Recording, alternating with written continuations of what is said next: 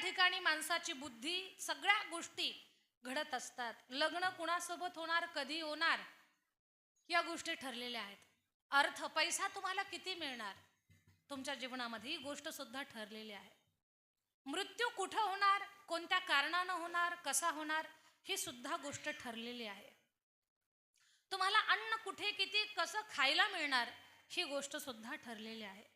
आणि तुमचा जन्म कोणत्या घरात होणार, जन्माला कुठे यायचं, ही गोष्ट तुमच्या माझ्या हातात नाही.